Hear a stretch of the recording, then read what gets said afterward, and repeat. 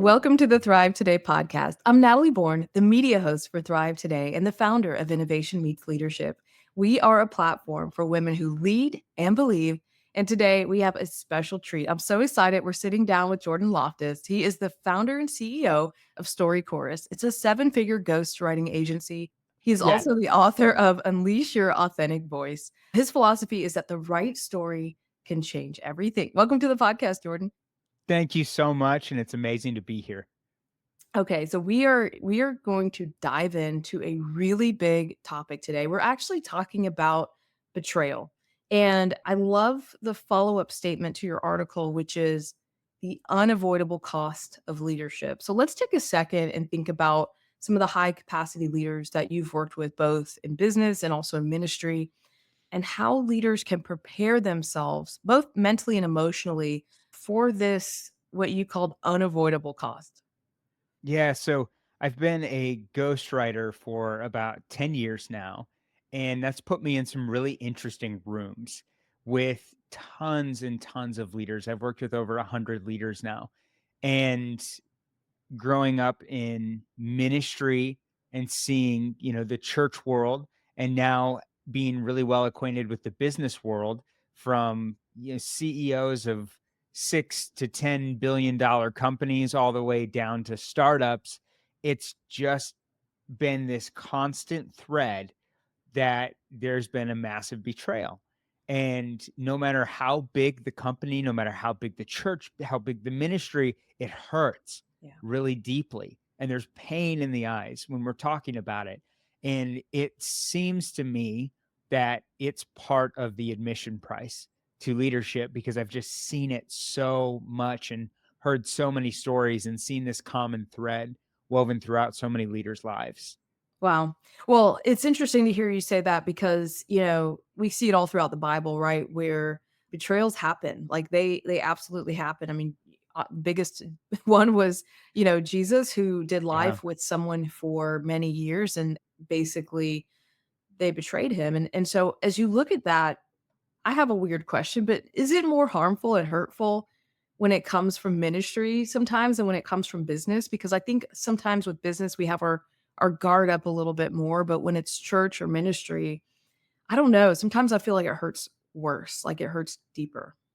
I think it depends on how you approach business, because a lot of the leaders that I've worked with, Christian leaders in particular, treat their business and see their business as an extension of ministry. So they intentionally pour into their people. They intentionally invest in them on a level that, is kind of shocking. I mean, to the tunes of six figures, a lot of times, where it's been, here, go to this training, here, go to this leadership summit, come to our house. Let's talk about how things are going. Let's go deeper. Let's do discipleship kind of work. And so I think business or ministry, the pain can be just as deep depending on how you approach it. And that's fair. Yeah, I think that's fair. And thinking about that for people who don't see it as two separate things, I think some people compartmentalize it. And I appreciate what you're saying, which is, hey, some people don't. And they live in a way where those two things are not compartmentalized. So talk to me a little bit about maybe a story of something that you've seen and how was the person able to overcome it? Maybe it was a story of yours, maybe a client you've worked with, but what's the story of how you've seen somebody be able to be shaped by this terrible experience and actually move to the other side of it? Yeah, there's a bunch that come to mind, but one that kind of mirrors what we were just talking about. It was an entrepreneur. He and his wife run, multiple ventures, and they brought some people into their lives, into their business, but then also opened their life to them, like I was just talking about. And they had invested in this person's personal dreams as well. This person had some really big ambitions and aspirations in life. And instead of thinking, oh my gosh, we don't want to lose him, we want to hold on to him as tightly as we can, they said, well, we want to see that for you as well. Like, we believe in you, we affirm you, we want to see that. We know that you're here for a reason right now, and we know you're not going to be here forever. And so we want you to be able to launch really well. And so it ended up being hundreds of thousands of dollars Oh, personally that these entrepreneurs invested into this family and into this dream that they had to start their own thing.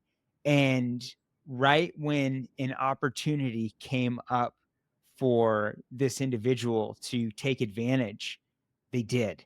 And there was some sort of an accident, and they made up all of these lies about all of these safety hazards that weren't true, and about the character of my clients, and then started spreading rumors and lies to all of their friend group and their colleagues.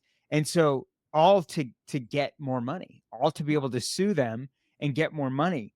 And it just, when I heard this, it brought tears to my eyes because I had seen them interacting with these people. I had seen them bend over backwards, open their wallets, open their hearts, open their lives, get together with their whole families, their kids. And then the second they saw an opportunity to exploit them because they had money, they did it. Wow. And it was so difficult for them because, of course, they had basically become family to these people.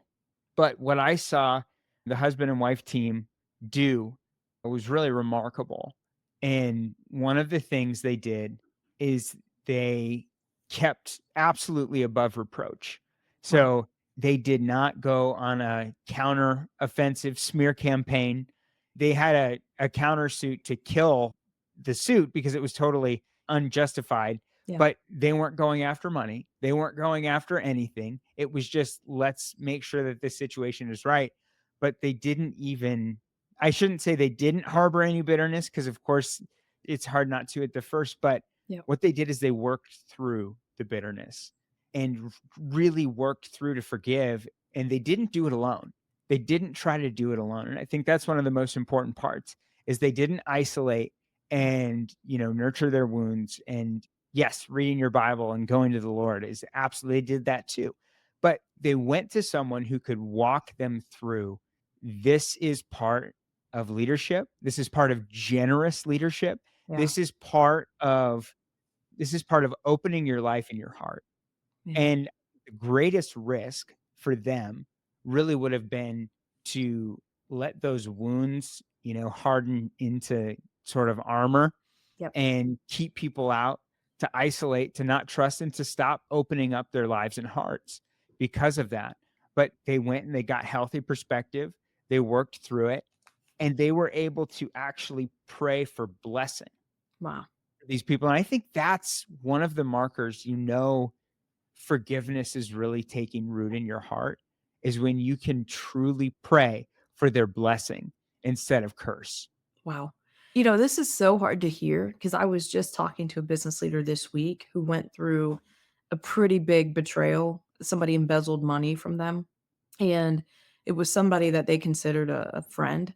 And it's so interesting, just sitting here listening to that story, Jordan, and just thinking about the fact that story, if you allow it to, and whatever betrayal people listening have experienced in their own personal life, if it's not dealt with, like you said, in a healthy way, you can actually build a wall that keeps God out as well. Like, that's the fear of the offense is like that you're not just building the wall for the person to hurt you, but you're building the wall in a way where you've told God, that happened to me. Now I'm going to protect myself in this area.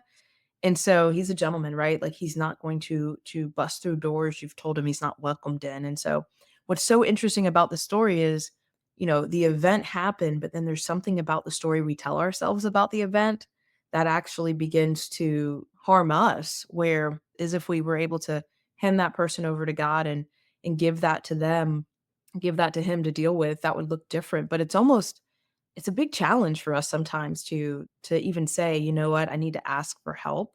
I need to reach out to someone to help me work through this." I mean, just even admitting like, "I need help. This is not good," I think is a part of that betrayal journey, and we've all probably have a gazillion stories that we can talk through about this. Absolutely. And you talk about the story, and I think that's one of the most important parts because the story, I think one of the most important stories is the story we tell about ourselves. And the story we tell about ourselves, writes itself on the pages of our lives. and it becomes our reality when we start to believe it and we start to live into it. And I think there's also a drive, seen this particularly in ministry with pastors, to think, well, if I was better, Mm. this wouldn't have happened to me. Wow. If I was better, this wouldn't have happened to me. If I had done things differently, this wouldn't have happened to me. If I would have been smarter, this wouldn't have happened to me. And we start looking at the situation from, if I had just been a better leader, then I wouldn't feel this pain, and a third of my church wouldn't have just left with Right. this person who took them and stole them. And I think it's really important to look at, like you said, Jesus's life, Moses's life, Joshua's life. You look at all of these great leaders' lives, David's life, and it's a little bit healing to think, okay, they got betrayed. Yeah. I'm probably not putting myself in the same category as these guys. They're probably a cut above, and they still got betrayed. Yeah. And so no matter how you look at it, it is the unavoidable cost of leadership. Wow. Well, and in that way, I almost feel like not only is it a test for the person who did the betraying, right? And that's now between them and God, but it's a test for us, right? And so often, it's not even what happens, it's how we respond to what happens. And so I think that a lot of times we're walking around with all this baggage from being betrayed, and we don't even realize how it's operating in our day to day interactions, the conversations that we have or don't have, living a life where we're just constantly self protecting because of maybe a betrayal we've gone through. So, I feel like it's so easy here to become a cynic, to become critical of everyone. What are some ways that you found that people can stay clear of just almost like a spiral, right? That happens when we've been betrayed, which is now I'm going to self protect. Now I'm going to kind of close the world off. Now I'm not going to let anyone in. And of course, the inner vow that we say, I'm never going to let anyone hurt me like that again. Like, how do Yeah. we stay out of some of those traps? The first thing that comes to mind is Proverbs 4:23, to guard your heart, for from it flow, all the streams of life, and everything really has to do with how your heart is able to survive and hopefully thrive after this. And guarding our hearts means, yes, it means preparatory work.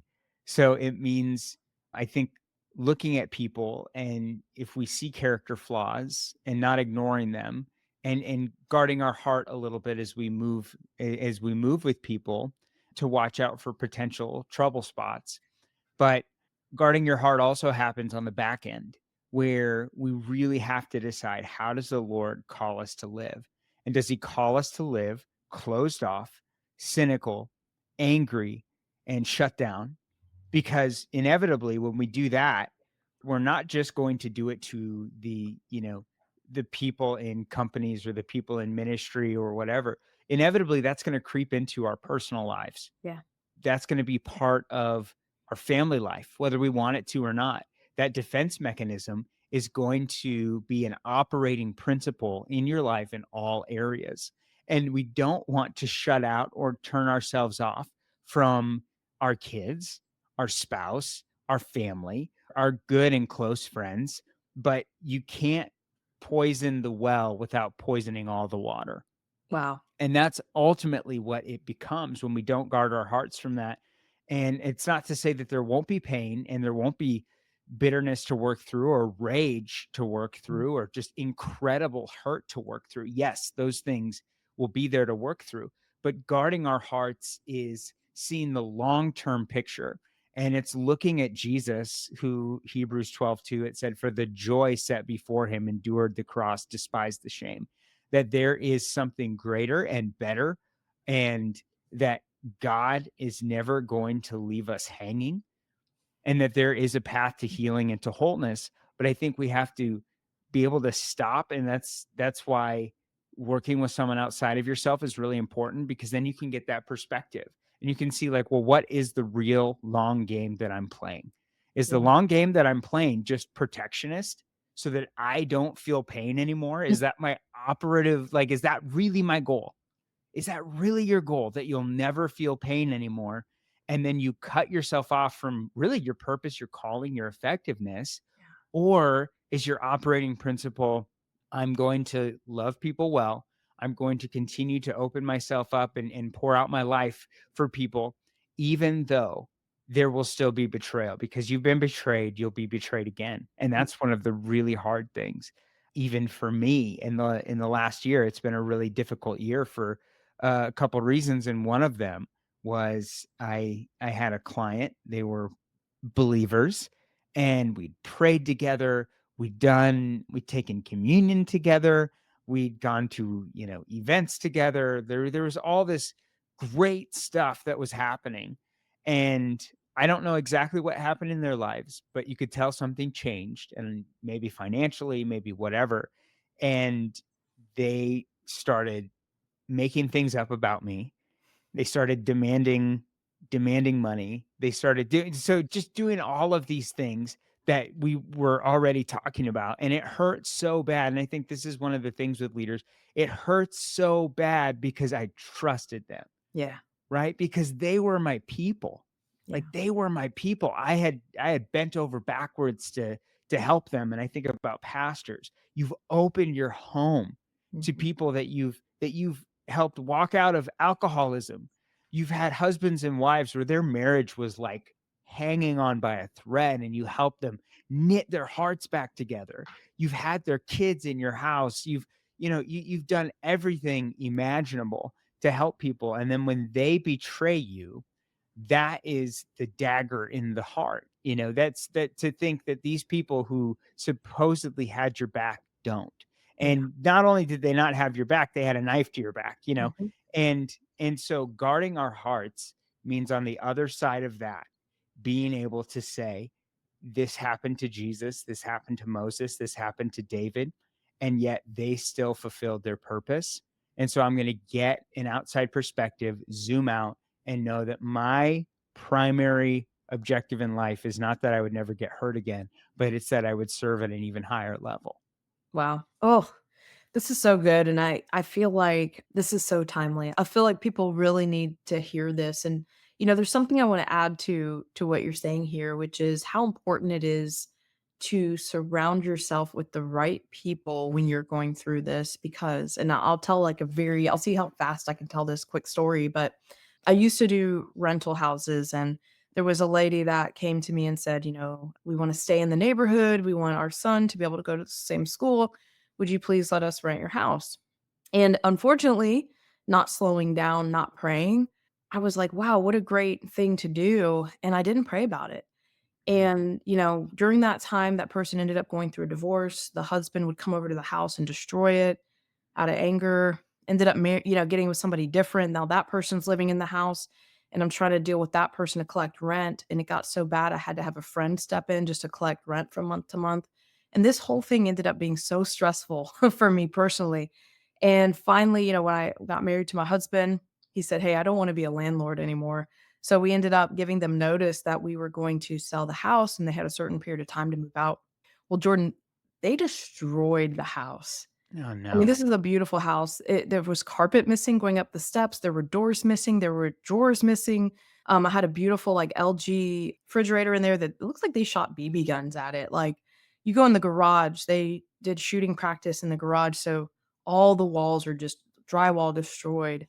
And I'm walking through this house, and I literally get the quote, it's gonna be like 15 grand just to fix everything that they destroyed. And I remember being so like, "Ah, wow, I tried to help someone. Look how no good deed," what we say, "No good deed goes unpunished," which is That's right. totally terrible, right? Because 'Cause you're kinda Yeah. cursing yourself. Well, that was what I was thinking, and, I ended up telling somebody about it, and she got me really riled up. Like, I left her presence as like, "Yeah, I need to sue." And I remember that night I sat down on the side of my bed, and God was like, "Go to," and I can't remember the scripture now, but it was Matthew something, and you know the scripture, it's the one where he says, "If someone asks you to walk 1 mile, walk 2. They ask you for your coat, give them your tunic too." And I was just like, and I literally sat on the edge of my bed and I said, "No, Lord, no." And he said, give them their security deposit back. And I was like, "No." I'm literally sitting on the edge of my bed arguing with God. I'm like, "No, no, you saw what they did." And I had this letter typed up to them, and it was like all the things that like and the cost of them and why they weren't getting their security deposit back. And he said, "Rewrite the letter." Well, I had to rewrite it 3 times before it was nice enough to send, and I included that scripture in there, and I sent it certified mail with their check in there, which I could not believe that God would ask me to do that. I was so, like, disturbed by it. I was mad at him, and I sent the letter, obeyed, it took me 3 times of rewriting it, but I sent it, and then I had to call them to go get it because I think they thought I was suing them, so they're like, "We're not going to get that letter." They went and got it, opened it up, and they text me, and they said, "We just started going to church this week. We are actually in shock that you would do this." And I'm like, "It was not me. It was God, because there's no way I would ever have done that." And then we fixed up the house, and it ended up going into a bidding war. And not only did it cover what I had to pay to fix it, but it also covered the security deposit. So God basically made me whole through that whole process.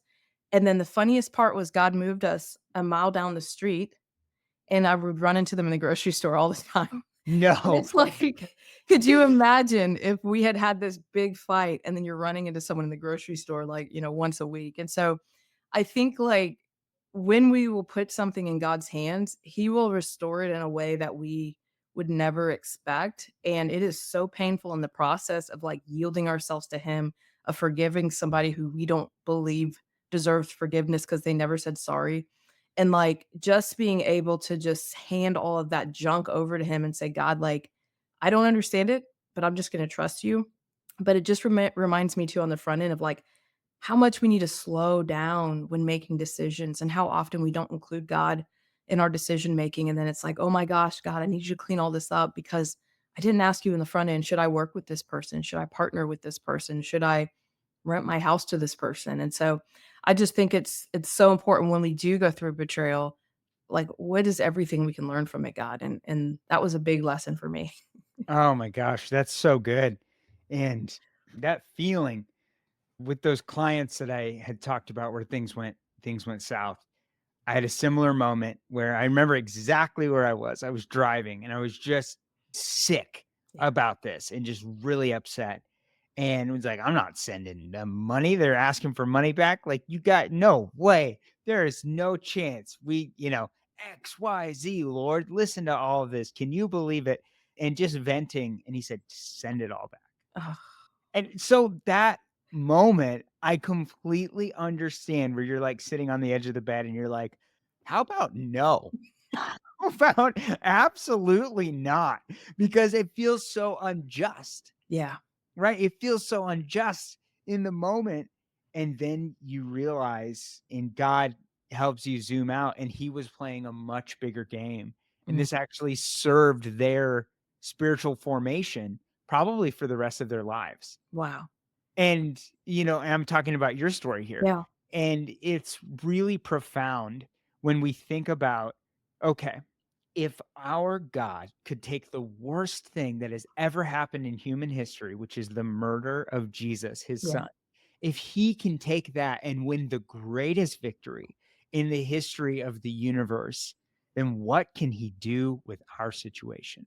Wow. That's so good, and I hope that people at home or who are listening, I hope that they have a situation in mind because most of us do. As you were talking, Jordan, right? All these memories, situations come rushing back to folks. And I hope that they'll look at their situation with a little bit of like a fresh pair of eyes of like, okay, that happened to me. It was terrible. Maybe you're still walking through it. But man, I think there's, what you're showing us and telling us that there's hope. And sometimes our spiritual formation is what comes out of us, what God allows to come out of us through that betrayal that we're working through. Like, what is the thing that He's extracting from us through this process? And as painful as it is, I think when we go through betrayal, it almost like holds a mirror up to ourselves and what's inside of us. Proverbs 17:3 says, "The crucible for silver and the furnace for gold, but the Lord tests the heart." And getting that, dross and getting those impurities out of us too, he uses these difficult situations. I heard this great analogy before that our life is like a cup of water, just like this. It's clear and it looks great, and then it gets bumped really hard, and then all this sediment comes up. We didn't Mhm. realize it had settled down at the bottom, and Wow. all this sediment comes up, and we see what's really in the cup. And whether we like it or not, and I'm not saying God causes this, of course, but he uses things like this to further refine us, to further test our hearts, and to make us more like Jesus, but also to make us, I believe, more wise as serpents and gentle as doves, because we don't have to live through these same things again. Well, we will have to live through them to a certain degree, but maybe not in the same way. Yeah. Right? Maybe there's some wisdom that comes with it. Maybe there's some foresight. Maybe there's some healthy, not cynicism, but healthy skepticism, just knowing that before I fully give myself, it says in, I believe, John 6, Jesus didn't fully give himself because he knew what was in them. Mm. Maybe before I fully do that, there's going to be some things that I'm going to measure and weigh and think through. Not that I'm going to be a cynic, not that I'm going to hold myself back or be withholding with them, but maybe I'm going to guard my heart on the front end too. And so I think there's an intensely practical things that we can take away from these that God's going to help us with. And then ultimately, there is the heart work that God's going to do in us if we partner with him and allow it. Wow. That's so powerful, Jordan. How can people find and follow you? So I'm on Instagram, Loftis Writes, just like my last name. And you can find us at storychorus.com if you want to check out more of the work we're doing. And I also run an online devotional ministry called Short Daily Devotions. You can go to shortdailydevotions.com. We're in over 80 countries every morning, reaching over 30,000 people with short daily devotions. And so you can find us anywhere on the web there. Wow, that's awesome. Well, thank you for your time today. And once again, I appreciate you coming on and sharing this topic with us. It's such a hard one to talk about, but so good. And we appreciate your wisdom. Thanks for having me on. Awesome. Well, ladies, if you haven't had the opportunity to get into community, let me ask you a question. What are you waiting for? Head over to thrivetoday.com to learn more. And you know what, ladies, as you lead this week and as you think about this topic that we just talked about, betrayal, I want you to search your own life for areas where you need to hand people and scenarios and situations back into the hands of God because it's time to walk in freedom. Have a great day. We'll see you next time.